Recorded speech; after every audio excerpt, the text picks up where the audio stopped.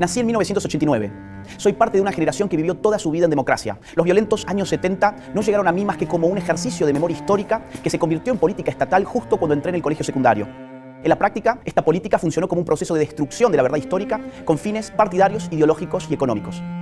Lejos de conocer lo que verdaderamente ocurrió en la década del 70, los alumnos del siglo XXI fuimos adoctrinados en un relato historietístico, maniqueo y reduccionista. Si la teoría de los dos demonios ya era en sí misma reduccionista, dado que le salvaba el pellejo a la casta política, responsable primero de impulsar el terrorismo y después de promover la represión ilegal, la primera década del siglo XXI conoció la teoría del demonio único. La teoría del demonio único dice más o menos así. El horror de la década del 70 empieza un 24 de marzo de 1976, día en que las Fuerzas Armadas encabezan un golpe de Estado, poniendo en marcha un plan de aniquilamiento de jóvenes idealistas que luchaban por un mundo mejor, dejando como saldo 30.000 desaparecidos. Esta era toda la historia que nos contaban en el colegio. Pero a mí algo no me cerraba. Me parecía que al relato le faltaban partes. Me parecía que la historia que me estaban vendiendo estaba sesgada e incompleta. Por eso, a mis 15 años, decidí empezar a investigar por mi propia cuenta. Accedí a numerosa bibliografía, recorrí hemerotecas y me entrevisté con protagonistas de la época, y así pude conocer mejor nuestro pasado. Mientras hacía esto, era notorio en el colegio que a la mayoría de mis profesores no les agradaba que un simple alumno pusiera en crisis la teoría del demonio único que ellos tanto se esforzaban por instalar. Recuerdo la incomodidad en sus rostros cuando les hacía preguntas que no podían o no querían responder. En una ocasión rompieron carteles de las víctimas del terrorismo que yo había llevado para que el resto de los alumnos no conocieran nada sobre estas víctimas. En otra ocasión llegaron a sugerirme que si no aguantaba el adoctrinamiento, me cambiara de colegio.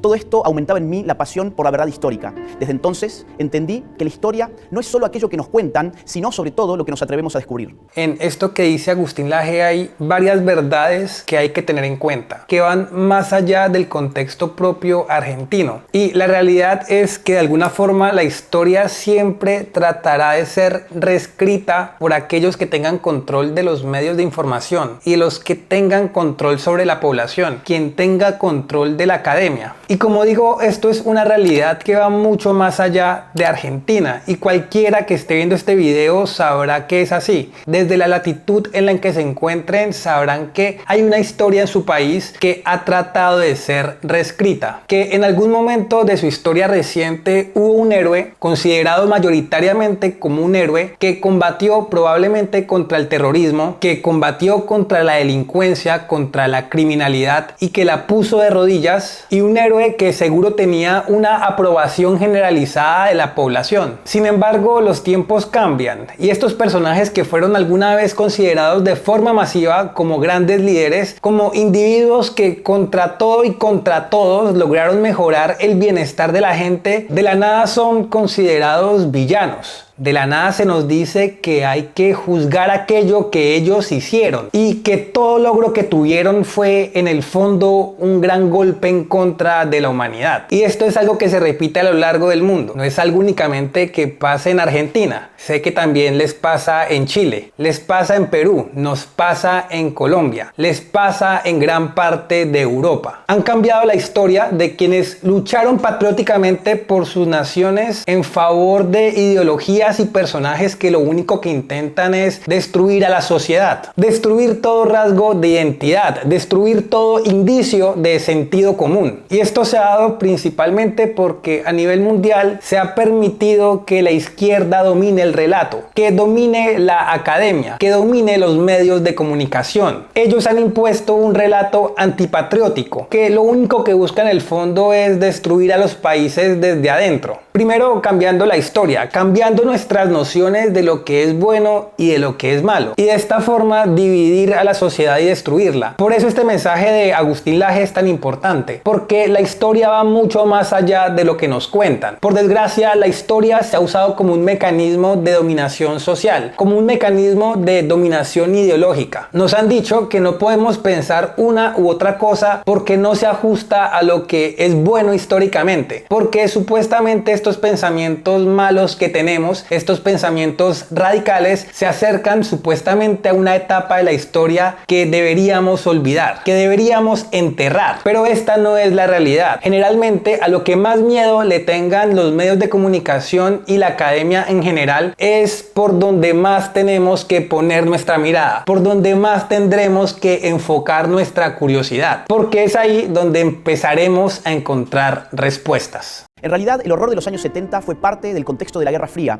en el que los Estados Unidos y la Unión Soviética, las dos superpotencias de la época, se enfrentaron de forma indirecta a través de sus respectivas áreas de influencia. Nuestra América Latina, en particular, fue el escenario de conflictos armados internos entre organizaciones terroristas y guerrilleras que respondían a los ideales del socialismo, por un lado, y por otro lado, las Fuerzas Armadas de los respectivos países que protagonizaron golpes de Estado en toda la región. Ya desde la década de 1960, las organizaciones terroristas de izquierdas afloraron en toda la región, auspiciadas en la mayoría de los casos por la Cuba del tirano Fidel Castro. Es bueno que las mencione como organizaciones terroristas de izquierda porque eso es lo que han sido. Y eso es lo único que han generado en la población a nivel mundial. Terror. Realmente han sido completamente nocivas para la sociedad, así sobre todo la academia intente disfrazar las intenciones de estos grupos. Así, en Chile operó el MIR, en Uruguay los Tupamaros, en Bolivia el ELN, en Paraguay el Movimiento 14 de Mayo, en Colombia las FARC, el ELN y el M-19, en Brasil la Acción Libertadora Nacional, en Venezuela las Fuerzas Armadas de Liberación Nacional, en Guatemala las Fuerzas Armadas Rebeldes y el Ejército Guerrillero de los Pobres, en El Salvador las Fuerzas Populares de Liberación y el Frente Farabundo Martí, en Nicaragua el Frente Sandinista, en Costa Rica el Movimiento Revolucionario del Pueblo, en Perú poco más tarde Sendero Luminoso y así sucesivamente. En lo que respecta a la Argentina, las organizaciones terroristas de mayor envergadura fueron los Montoneros y el ERP, Ejército Revolucionario del Pueblo. Ambas fueron creadas varios años antes de 1976 y llevaron adelante los más horrendos crímenes y actos de terrorismo. En la sentencia del juicio de las juntas militares de 1985, se computó que las organizaciones terroristas cometieron, entre 1969 y 1979, un total de 5.215 atentados explosivos, 1.052 atentados incendiarios, 1.748 secuestros, 1.501 asesinatos, 45 copamientos de unidades militares y policiales, 2.402 robos de armamentos, entre otros miles de atentados de naturaleza guerrillera y terrorista. En este contexto, en la misma sentencia se calculó que las organizaciones terroristas, en su momento de máximo apogeo, sumaban alrededor de 25.000 integrantes, de los cuales 15.000 eran combatientes. Más aún, dicho fallo judicial sostuvo que las organizaciones terroristas, cito, multiplicaron su accionar y produjeron, en el lapso posterior a la instauración del gobierno constitucional de 1973, la mayor parte de los hechos delictivos registrados estadísticamente para todo el periodo analizado. Es decir, las organizaciones terroristas llevaron adelante la mayor parte de sus atentados contra gobiernos democráticamente elegidos. Lo que pretendían era perpetrar su propio golpe de Estado para instalar en la Argentina un sistema de corte socialista a la fuerza asimilable a la Cuba castrista. Este ataque fue direccionado desde el extranjero. El apoyo cubano a los terroristas no fue solo ideológico, sino también logístico, económico y militar. Tanto Montoneros como el ERP enviaron cuadros a La Habana para recibir entrenamiento en tácticas de combate, sabotaje y guerra de guerrillas.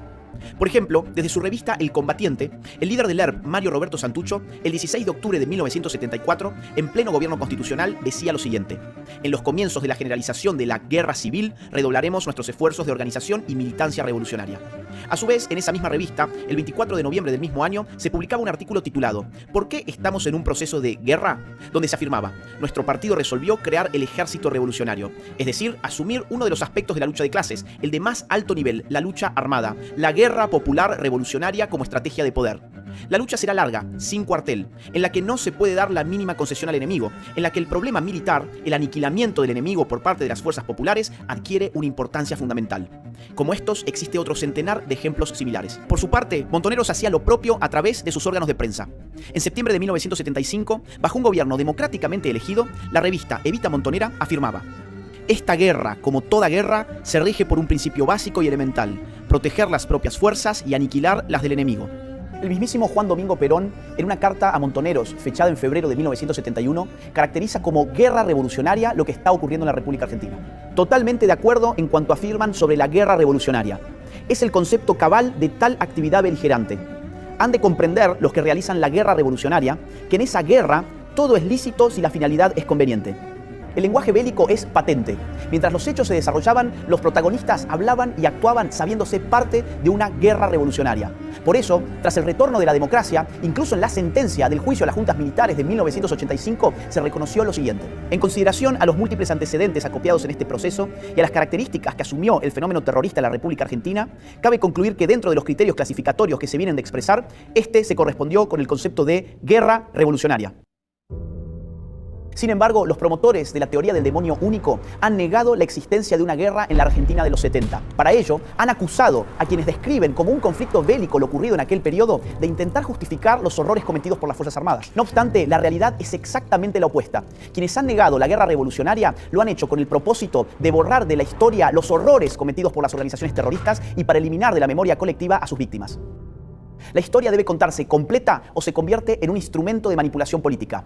No hay tal cosa como una verdad a medias. La omisión de lo necesario es tan grave como la afirmación del error. Si borraron de la historia las atrocidades de las organizaciones terroristas, también se encargaron de ocultar el hecho de que los métodos ilegales de represión estatal comenzaron durante el gobierno democrático anterior al 24 de marzo de 1976. Hay que recordar que la CONADEP, la Comisión Nacional creada tras el retorno de la democracia para investigar la represión ilegal del Estado, contabilizó en su libro Nunca Más varios cientos de desaparecidos en los meses previos al 24 de marzo de 1976. Esto llevó a sus autores a concluir que la técnica de la desaparición forzada de personas se diseñó y se implementó con anterioridad a esa fecha y que tras el golpe de Estado su implementación se intensificó. ¿Por qué borraron de la memoria esos desaparecidos? ¿Tenían acaso menos valor por haber desaparecido antes del 24 de marzo de 1976? Más aún, ¿de quién son responsabilidad esos desaparecidos? ¿A quienes quisieron proteger? ¿Aquellos que nos dijeron que el drama de los 70 había empezado un 24 de marzo de 1976 y que no debíamos mirar hacia atrás de esa fecha? Por intereses políticos, ideológicos y económicos, los partidarios de la teoría del demonio único decidieron no ajustarse a los números que surgían de las investigaciones realizadas desde la vuelta de la democracia, sino que se empecinaron con instalar la consigna de los 30.000 desaparecidos. ¿Pero cuál fue el origen de esta consigna? Luis Labraña, el ex guerrillero que confesó públicamente haber inventado la cifra, dijo que lo hicieron porque necesitaban inflar la cantidad de desaparecidos a los fines de conseguir mayores apoyos en Europa. Se determinó un número y alguien dijo 30.000. Fui yo. Pero el negocio del setentismo, propiamente dicho, se inauguró tras el retorno de la democracia. Solo en concepto de indemnizaciones, muchas de ellas de dudosa legitimidad, le hicieron al Estado argentino desembolsar 2.111 millones de dólares hasta el 30 de noviembre del 2015. A esto hay que sumarle los negociados de los autodenominados organismos de los derechos humanos con el Estado, que en realidad funcionaron 11 millones de dólares hasta el 30 de noviembre del 2015. A esto hay que sumarle los negociados de los autodenominados organismos de los derechos humanos con el Estado, que en realidad funcionaron como estructuras de poder político de los gobiernos de turno. Desde universidades de mentira hasta constructoras fraudulentas de casas que nunca se hicieron, la corrupción afloró por doquier. Estos organismos no solo fueron financiados con recursos del Estado, sino que también sirvieron como usinas de adoctrinamiento y como trampolines políticos para sus dirigentes. Mientras tanto, las víctimas del terrorismo nunca recibieron reparaciones ni reconocimiento alguno. El resultado fue un modelo de impunidad selectiva en el que algunos cobraban millones y los otros ni siquiera tenían derecho a la memoria. Regresando a la cifra de los 30.000 desaparecidos, lo cierto es que jamás surgió de ninguna investigación. En su informe publicado en 1985, la CONADEP contabilizó 8.961 desaparecidos para todo el periodo estudiado. A su vez, el último relevamiento de la Secretaría de Derechos Humanos, realizado en el año 2015 en el marco del Registro Único de Víctimas del Terrorismo de Estado, arribó a un total de 6.348 desaparecidos y 952 ejecutados a la luz pública. Sumados, dan 7.300 casos entre desaparecidos y ejecutados.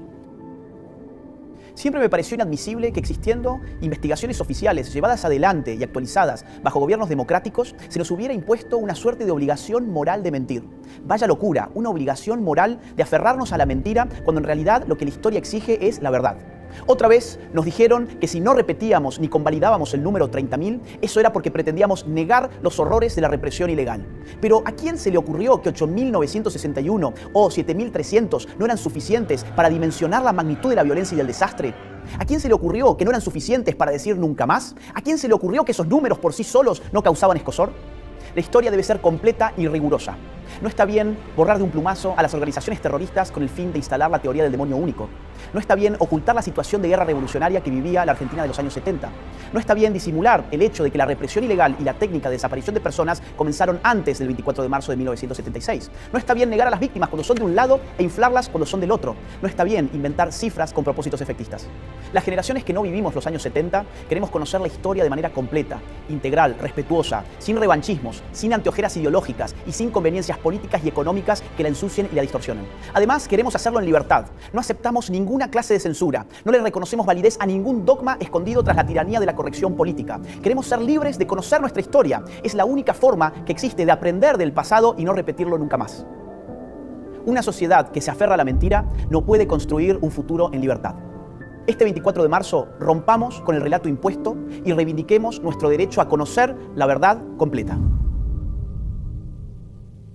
Me parece excelente lo que hace la República Argentina, en este caso de la mano con Agustín Laje, para mostrar la falsedad que hay en la historia que en los países se ha intentado escribir. Y aunque alguien pueda pensar que lo dicho en este video únicamente interesa a los ciudadanos de Argentina, la realidad es que mucho de lo que dice es aplicable a nivel mundial y es muy aplicable a toda Latinoamérica. La realidad es que la izquierda, no únicamente en nuestros territorios, sino también a lo largo de Europa, han tratado de reescribir la historia y para hacerlo se han apoyado largamente en mentiras, se han apoyado en lo que yo denomino números fantasmas, números que no existen, que no tienen ninguna consistencia con la realidad. En este caso, en Argentina decían los 30.000 desaparecidos, pero este tipo de relato es totalmente recurrente. ¿Cuántos son los números que le atribuyen a Pinochet, que le atribuyen a Franco? En el caso de Colombia, ¿cuál es el número que le atribuyen a Álvaro Uribe Vélez? ¿Y cuántos de esos números han sido corroborados? ¿Cuántos de esos números son reales? La realidad es que gran parte de la historia que conocemos se ha establecido a través de números falsos, números que no existen. Y si no somos capaces de darnos cuenta de eso, la historia se seguirá repitiendo. A día de hoy, en El Salvador, a Nayib Bukele también le han empezado a crear un relato que a día de hoy es minoritario, que pareciera que no tuviera mayor extensión. El tema es cuando deje la presidencia, cuando pase el tiempo y el efecto positivo se empiece a disipar. Cuando llegue ese momento, nuevamente este relato hoy minoritario tomará fuerza y tratará nuevamente de destruir a un líder que lo único que ha hecho ha sido mejorar a su población. Y esto ha sido de esta forma hoy y ha sido de esta forma siempre. Gran parte de la historia que conocemos, tanto de nuestros países como a nivel mundial, ha sido forjada a partir de estas mentiras. Conocemos una historia falsa, una historia que nos han intentado imponer por fines ideológicos y sobre todo porque quieren tener control total sobre nosotros. Cuando nos dicen que no podemos cuestionar a los guerrilleros y a los terroristas que habitan cada uno de nuestros países, cuando nos dicen que supuestamente estos mismos terroristas querían el bienestar del pueblo a pesar de todos los atentados que pudieron haber perpetrado, y además cuando nos dicen que quienes se opongan a ellos son los villanos, que las ideas patrióticas no deberían ser tomadas en cuenta porque son extremistas supuestamente, cuando nos convencen con este relato, lo único que quieren es tener poder sobre nosotros, imponernos una forma de pensar y de entender el mundo para ir en contra de nosotros mismos. Por eso el mensaje de Agustín Laje es tan relevante, no únicamente para la Argentina, sino para toda Latinoamérica. Es también relevante para Europa, porque allá también han sabido reescribirles muy bien la historia, y no precisamente para favorecer a la ciudadanía. Por eso es importante mantenerse curiosos, cuestionar los medios de comunicación, cuestionar la academia, cuestionar la historia que nos han impuesto, porque en el fondo el relato que nos imponen no es para que entendamos mejor los hechos históricos, sino para que nos ajustemos mejor a la forma en la que ellos quieren que veamos el mundo. Este fue el video de hoy. Si te gustó, no olvides dejar un like, compartir y suscribirte, y nos veremos en una próxima ocasión. Chao.